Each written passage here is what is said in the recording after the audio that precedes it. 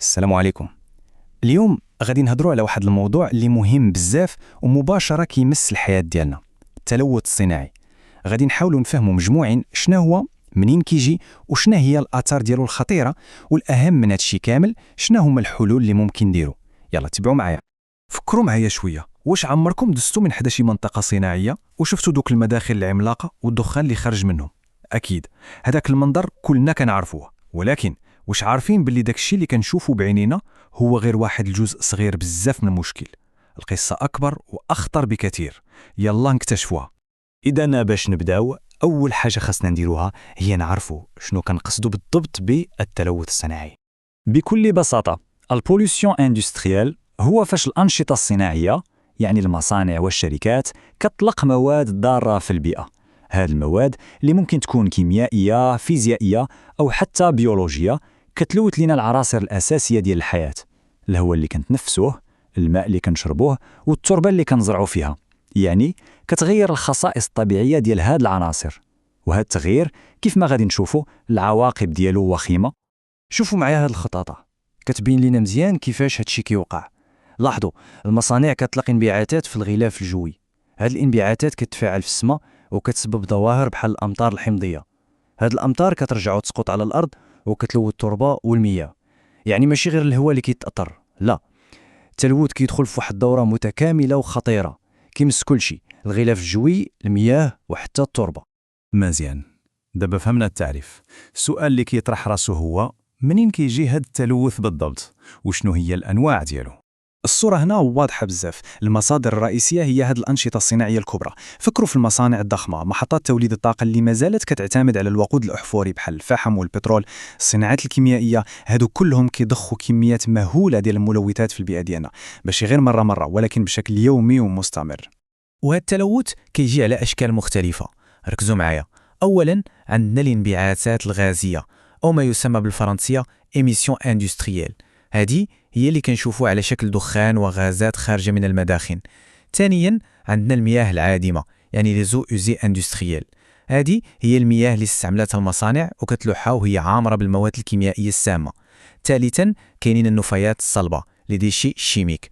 واخيرا عندنا نوع اخر قليل اللي كيهضر عليه، وهو التلوث الحراري، لا بوليسيون تيرميك، اللي كيجي من المياه السخونة اللي كتلقى بعض المصانع في الأنهار والبحار، واللي كتقتل الكائنات الحية اللي فيها. وهذه النقطة مهمة بزاف. شوفوا معايا هذه المعلومة كتقول بلي الصناعة هي المسؤولة على أكثر من 70% من النفايات ديال المعادن الثقيلة، لي ميتولور، اللي كنلقاوها في البيئة. 70%، تخيلوا معايا، هذا الرقم بوحدو كيبين لنا الحجم الهائل ديال المشكل والمسؤولية الكبيرة اللي على عاتق القطاع الصناعي. إذا شنو هي هذه الملوثات اللي كنهضروا عليها؟ نعطيو أمثلة محددة. أولا عندنا المعادن الثقيلة، لي ميتولور. أشهرها وأخطرها هما الرصاص، لو بلون، والزئبق، لو ميركور. الخطورة ديال هادو هي أنها مواد سامة جدا وما كتبقاش في الطبيعة، يعني ما كتحللش بسهولة. ثانيا عندنا الغازات السامة بحال ثاني أكسيد الكبريت SO2 وأكاسيد النيتروجين NOx. عقلوا على هاد الجوج مزيان، حيت غادي نرجعوا ليهم من بعد باش نفهموا واحد الظاهرة مهمة. مزيان، دابا عرفنا شنو هو التلوث الصناعي والمصادر ديالو، ولكن السؤال الأهم هو شنو هي النتائج؟ شنو هي العواقب ديال هادشي كامل على البيئة اللي عايشين فيها وعلى الصحة ديالنا حنا؟ شوفوا معايا هاد الصور، هادي ماشي صور من شي فيلم، هادي للأسف هي الحقيقة. على اليسار غابات كاملة ميتة، الأشجار ولات بحال الهياكل العظمية، والسبب الأمطار الحمضية.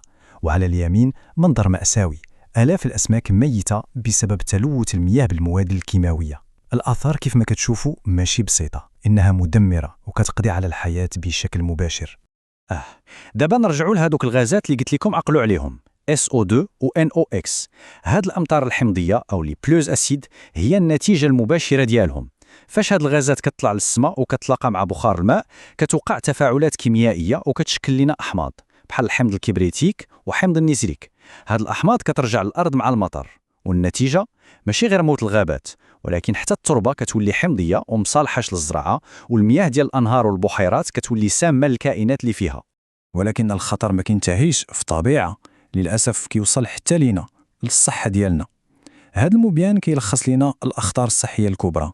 كنتكلموا على أمراض الجهاز التنفسي بسبب الغازات اللي كنتنفسوها، كنتكلموا على مشاكل خطيرة في الجهاز العصبي خصوصا عند الأطفال الصغار، والسبب هو التعرض للمعادن الثقيلة بحال الرصاص. والأسوأ من هذا الشيء هو أن هذه الملوثات كتزيد بشكل كبير من خطر الإصابة بأمراض السرطان. الله يستر. ودابا غادي ندخلوا لواحد الظاهره اللي هي يمكن من اخطر الاليات ديال التلوث، واحد الخطر اللي ما كيبانش بالعين المجرده ولكن التاثير ديالو كارثي. كنتكلم على ظاهره التراكم البيولوجي.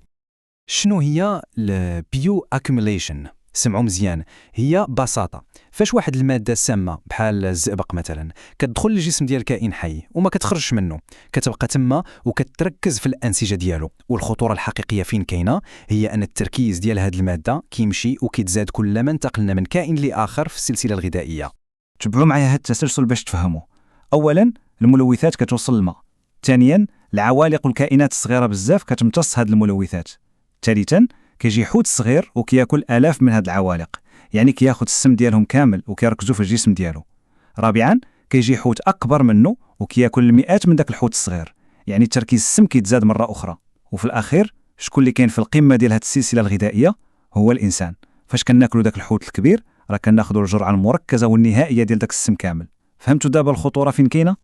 واخا هادشي كامل كيبان صعيب ومقلق ياك، ولكن واش هادشي كيعني اننا نستسلموا؟ لا طبعا.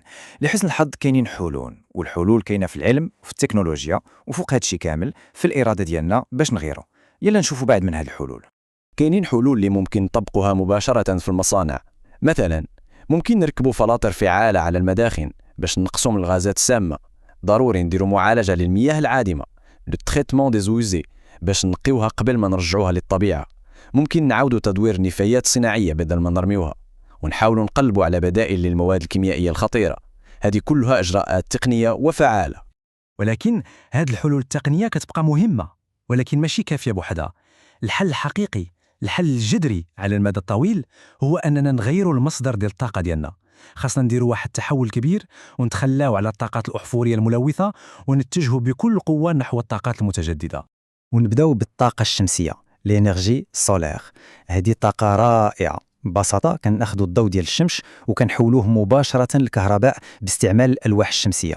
ما كاين لا دخان لا غازات سامة لا والو. طاقة نظيفة 100%، لا تنضب، وعندنا منها في المغرب الحمد لله بوفرة. تاني مثال مهم هو طاقة الرياح أو لينيرجي إيوليان. كلشي كيعرف هاد التوربينات العملاقة اللي كنشوفوها. الفكرة بسيطة، كنستغلوا القوة ديال الريح باش ندوروها، وهذا الدوران كينتج لنا الكهرباء. مرة أخرى طاقة نظيفة تماما، مستدامة، وما كتأثرش سلبا على الهواء ديالنا. إذن فاش كنحطوهم بجوج للمقارنة الفرق كيبان شاسع. من جهة عندنا الطاقات المتجددة نظيفة ما كتساليش والتكلفة ديالها مع الوقت كتنقص، ومن جهة أخرى عندنا الطاقات الأحفورية كتلوث بزاف، الموارد ديالها محدودة، يعني واحد النهار غادي تسالي، وهي السبب رقم 1 في ظاهرة الاحتباس الحراري اللي كتهدد الكوكب ديالنا كامل. الاختيار كيبان واضح ياك؟ إذن باش نختموا هذا العرض كنبغي نخليكم مع واحد السؤال للتفكير. من بعد هادشي كامل اللي شفناه، كل واحد فينا يسول راسو شنو هي الخطوة وحتكون صغيرة اللي ممكن نديرها أنا اليوم باش نساهم في واحد المستقبل اللي يكون أنظف وأفضل لينا وللأجيال اللي جاية من بعدنا. فكروا فيها، وشكرا على المتابعة ديالكم.